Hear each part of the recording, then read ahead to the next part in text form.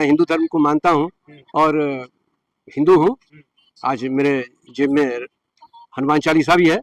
तो लेकिन दिखा दो, बुद्ध का भी है ना? हाँ, बुद्ध का भी, बुद्ध की तस्वीर भी है। हाँ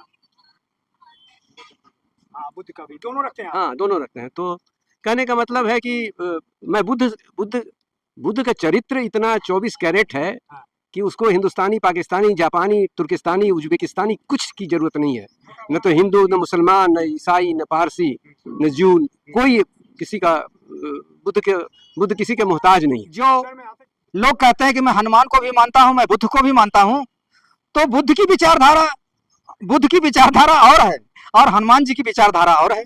विचार बुद्ध जी और कुछ बताते हैं और जो हनुमान जी और कुछ बताते हैं, तो मेल कैसे हो सकता है? समाज जब तक ये नहीं समझ पाएगा तब तक उसको ज्ञान नहीं हो सकता है। दूसरी बात मैं ये बताना चाहता हूँ कि बुद्ध को अगरबत्ती दिखाना ठीक नहीं है और हनुमान को अगरबत्ती आप दिखाते हैं तो उनको जायज है, वो उनकी अपनी सोच है। लेकिन मैं ये बताना चाहता हूँ समाज को कि बुद्ध ने साइंटिस्ट और विज्ञान और सत्य की पहचान कराने के लिए बौद्ध विचारधारा को उन्होंने फैलाया। उन्होंने कहा है कि एक लोटा अगर गर्म पानी है, कोई कह दे पानी गर्म है तो आपको मानना नहीं चाहिए। जब उसमें आप अंगुली डालेंगे, आपको अनुभव होगा कि ये ठंडा है, गर्म है, तब उसको मानना चाहिए। वही बुद्ध की असली विचारधारा है।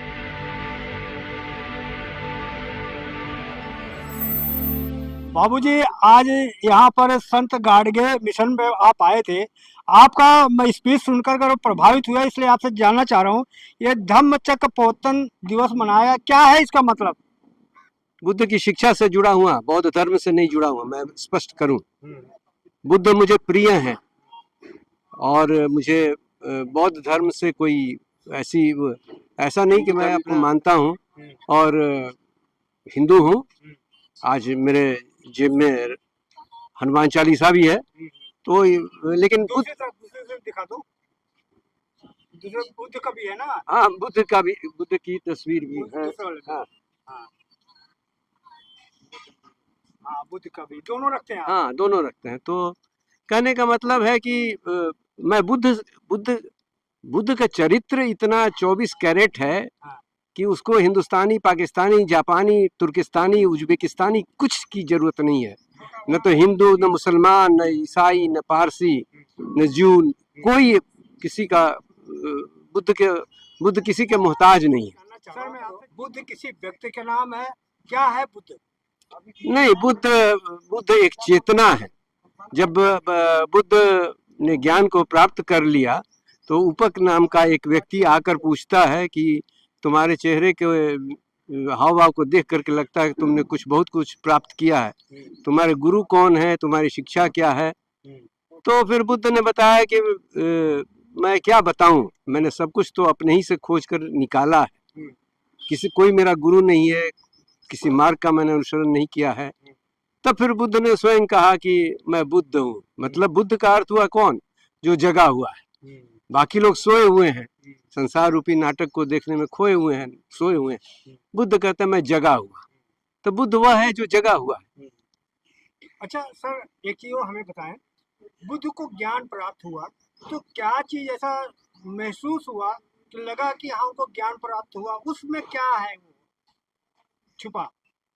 देखिए, क्या प्राप्ति हुई, जिस व्यक्ति को प्राप्ति हुई वही अपना अनुभव बता सकता है।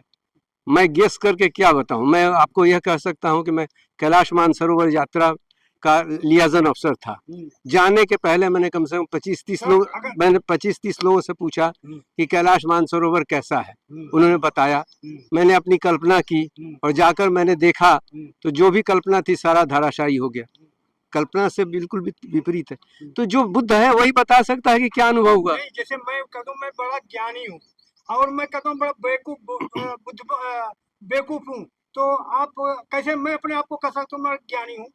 देखिए, जब उस स्थिति पे पहुंचते हैं, या समझदार व्यक्ति वो है जो मैं को छोड़ देता है। मैं को छोड़ देता है तो मैं क्या हूँ? सोचने की बात ही नहीं कि मैं हूँ, जो हूँ सो हूँ, खत्म। नहीं तो बुद्ध को ज्ञान प्राप्त हो तो बोले ना कि हमें ज्ञान प्राप्त हो गया। देखिए, बुद्ध को क्या मिला क्या नहीं मिला ये उनके स्तर की चीज है, मेरे बस की बात नहीं है कि मैं उसको स्पष्ट कर सकूं। अच्छा, चलो ठीक है। क्या बुद्ध घर छोड़ करके बिना बताए उन्होंने घर छोड़ा, या किसी के आदेश पाकर को बाहर गए, घर छोड़े? नहीं नहीं, अपनी आंतरिक प्रेरणा से गए, अपनी आंतरिक प्रेरणा से गए और उन्होंने अपने पिताजी से अनुमति ली तब गए। ऐसा नहीं है कि वो चले गए ये ऐसे। नहीं है कि वो उनको जो वहां पर एक नदी का झगड़ा चल रहा था पानी का, उस विवाद को खत्म करने के लिए उनको आदेश था कि अगर इस जो निर्णय हुआ है उसको नहीं मांगो तो आपको यहाँ से छोड़ के जाना देखिए, बाबा साहब ने अपनी पुस्तक बुद्धा एंड द धम्मा में इसका जिक्र किया है कि रोहिणी नदी के पानी के बंटवारे के कारण गए। हाँ, ठीक है, एक वो भी मत है। हाँ, लेकिन संसार के ज्यादातर देशों में जहाँ भी मूर्तियां देखेंगे हाँ, या साहित्य देखेंगे, उनके अनुसार यही आता है हाँ, कि उन्होंने 3-4 दृश्य देखे थे बचपन में, हाँ, जिनसे वो प्रभावित हो करके उन्होंने गृह त्याग किया था। अब मुझे इससे ज्यादा और कुछ न तो जानना है और न उसमें क्योंकि बुद्ध घर से बाहर तो गए ही, जंगल में तो गए ना, किस कारण से गए, मैं कौन होता हूँ जानने वाला, और जानकर करूंगा क्या। मेरे लिए ज्यादा महत्वपूर्ण ये है कि उन्होंने क्या पाया। और बुद्ध भी कहते हैं मुझे इतने सालों से क्रोध है, क्रोध है। बुद्ध समझाते हैं कि क्रोध जो है सो एक बहुत ही खतरनाक सांप की तरह तुम्हारे जीवन में, उससे बचने की कोशिश करो। तो मैं सांप से बचने की कोशिश करूं कि ये पता करो कि कितना साल की उम्र में गए थे, क्यों छोड़ के गए रोहिणी पानी के, मुझे क्या लेना देना उससे, जिस कारण से भी गए तो बस खत्म कहानी, उससे आगे मुझे नहीं मतलब। क्या बुद्ध घर घर क्यों नहीं पहुंच पा रहा, क्या है रोड़ा? अब रोड़ा तो सब जब तक देखिए देश की 120 करोड़ जनता या 140 करोड़ जनता तक अगर बुद्ध के संदेश को पहुंचाना चाहते हैं, तो आपको बुद्ध का जो 5वां धम्मपद की गाथा है कि घृणा का अंत घृणा से नहीं होता है, घृणा का अंत होता है प्रेम दया करुणा मैत्री से ही। और वो मैत्री और प्रेम किस तरह का, जैसा माता एक अपने इकलौते पुत्र के लिए प्रेम रखती है वैसा प्रेम। तो जब तक बुद्ध की शिक्षा को दूसरों तक ले जाने वाले के हृदय में उस प्रकार का प्रेम नहीं होगा जैसा माता का एक नवजात शिशु के प्रति होता है, अगर नहीं होगा तो कोई आदमी बुद्ध की शिक्षा को क्यों एक्सेप्ट करेगा, क्यों एक्सेप्ट करेगा। मैं लास्ट सवाल सर, मैं हनुमान चालीसा जब पढ़ता हूँ तो हाँ अगरबत्ती दिखाता, और बुद्ध का बुद्ध वंदना करता हूँ, अगरबत्ती दिखाता हूँ, तो दोनों में समानता है कि भिन्नता है? मेरा हृदय अगर अच्छा लगता है तो मैं दोनों को मानता हूँ। मैं कौन होता हूँ कंपेयर करने वाला। आम को ये दोनों बराबर आप मानते हो? गुलाब को और चमेली को, गुलाब और डहलिया को कंपेयर करने वाला मैं कौन होता हूँ? कोई मैं एक्सपर्ट हूँ? I am not an expert, how can I compare. हमको जो जब अच्छा लगता है मैं करता हूँ। अच्छा के लिए कि जो आपको उचित लगे, ज्ञानवर्धक हो और आपको हितकारी हो, वो देखोगे आप? जो हृदय से कहता है उसको अच्छा लगता है वही करता हूँ बस, उससे ज्यादा दिमाग नहीं लगा सकता। भगवान ने इतना दिमाग नहीं दिया है कि इतना तर्क में रहूं।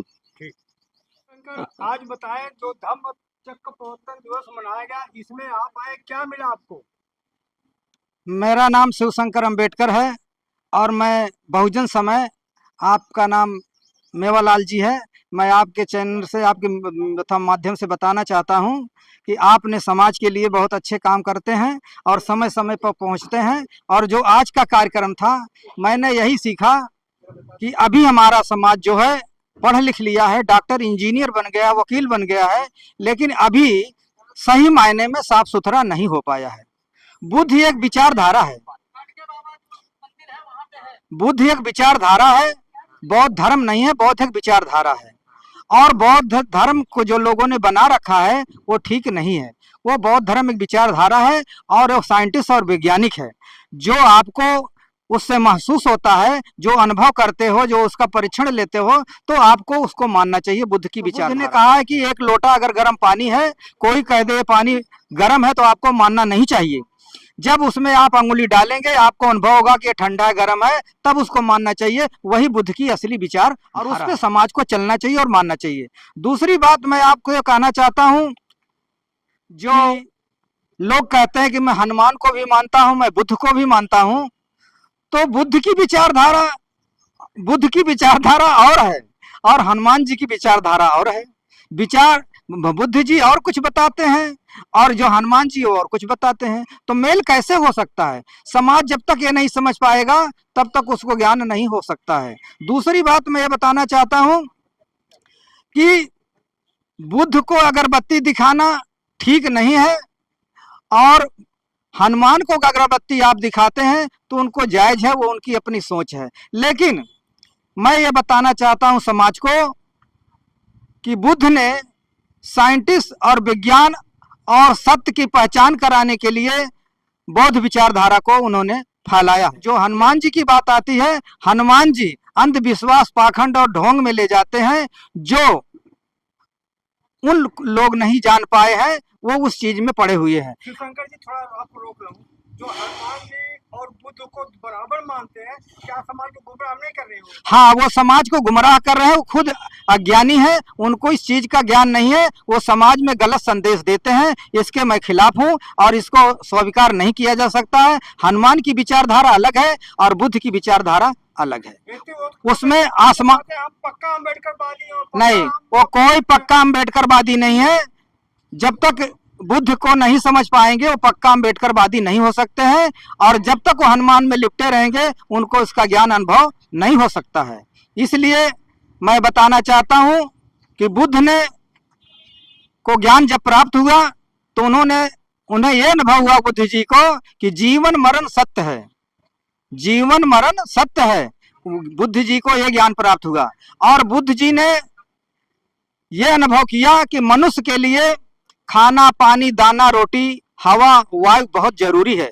जब तक ये मनुष्य को एक चीज नहीं मिलेगी तो वो मर सकता है, मर जाएगा। इसलिए उनको प्राप्त हुआ था और ये अनुभव उन्होंने तब किया जब उनके सामने राजमहल में थे तो उनके सामने से एक मरा हुआ लाश, मुर्दा जा रहा था।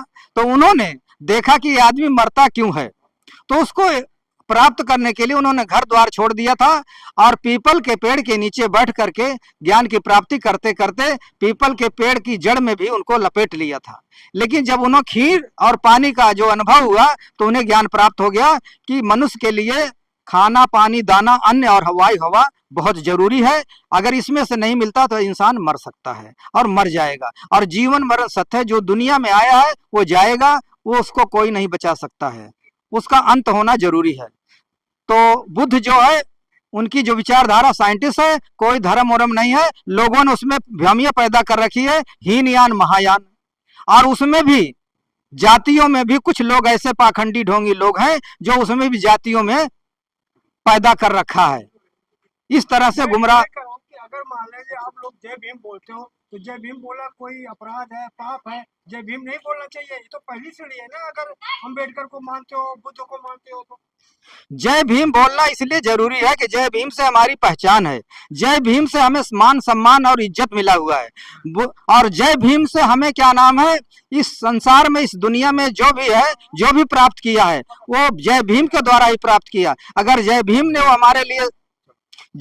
हमारे लिए संघर्ष और लड़ाई नहीं लड़े होते और पढ़ लिख करके उन्होंने संविधान में हमें अधिकार नहीं दिया होता तो हम लोग पशु के समान थे, जानवरों की जैसी हमारी जिंदगी थी। इसलिए बुद्ध ही जय भीम कहना ही हमारे लिए अनिवार्य है, पर्सनल है और जरूरी है कि जय भीम जो है वो संविधान है, जय भीम हमारी पहचान है, जय भीम हमारे लोगों का मान और सम्मान है। लेकिन समाज में तो ये धारणा बनी है कि जय भीम को मतलब नीच जात के लोग जय भीम करते हैं। हाँ, तो जो पाखंडी और ढोंगी हैं, जो जात पात में बधे हुए हैं, जिनको ज्ञान नहीं है, वही वो जय भीम को एलर्जी कर सकते हैं और जय भीम को नफरत कर सकते हैं, ऐसी धारणा पैदा कर सकते हैं समाज में। वो समाज को गुमराह करना चाहते हैं, उनको ज्ञान नहीं है, वही नीच है। वो बहुजन जय भीम कहने वाला नीच नहीं है, जय भीम का विरोध करने वाला नीच है। वो जाति पाति में बधा हुआ है, पाखंडी है, वो ढोंगी है, वो आडंबर में फंसा हुआ है। राष्ट्र विरोधी नारा है जय भीम और इनकलाब।